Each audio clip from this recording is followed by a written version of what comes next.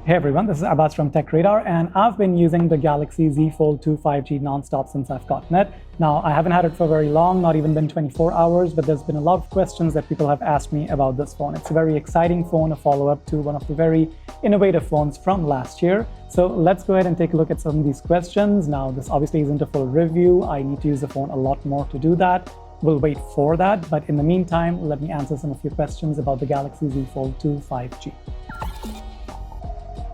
So the question that I got asked most was, how does the front screen compare to the previous Fold? The previous Fold had a very small and narrow front screen, making it very difficult to type on it or use it for anything other than taking a phone call. So how is the typing experience on the external screen? Well, let's try it out.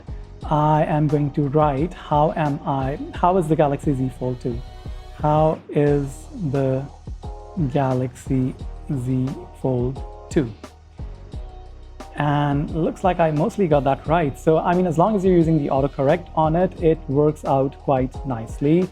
So the other question that I got asked was, does this phone have that jelly effect that affected some of the original Folds? Now, what I understand of jelly effect is when you're scrolling, this text kind of slants a little bit towards the left or the right, depending on the direction of the scrolling. I don't think I've had that issue. Let's go ahead and check that out on the Z Fold 2 5G. So to show you the jelly effect, I'm going to launch Palibre, which is my favorite newsreader, and we're going to scroll through this. So this is a 120 Hz screen. As you can see, it's super smooth scrolling, and at least I don't see any jelly effect. I think the screen is pretty consistent on both sides of the crease. I don't know, you tell me. Does it come with a screen protector? Yes, in fact, it comes with two screen protectors, one on the external and one on the internal screen. Can you remove them? We all know what happened when you tried to remove the screen protector on the original Fold, but Samsung had sorted that out with the Galaxy Z Flip that we saw earlier this year. Let's see if we can remove those screen protectors and how easy it is to remove them.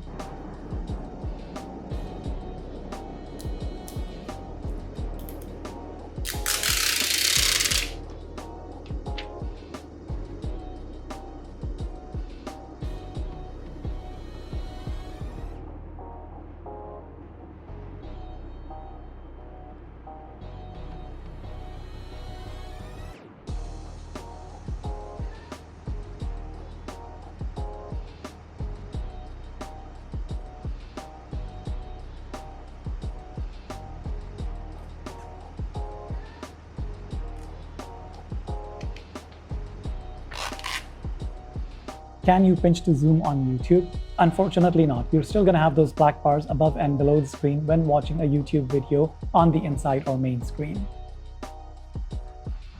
How does the tablet mode work? All right, so let's take a look at the tablet mode. Now, if we go into settings and then we go into display, and if you scroll down to screen layout and zoom, you've got two options. You've got make content larger, so it's easier to see, and see more content at the same time. It's set to make content larger, which is not the tablet mode.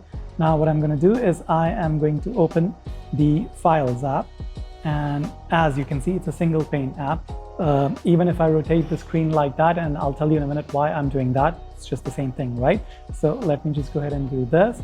And now we are going to go back to the settings and change it to the tablet mode.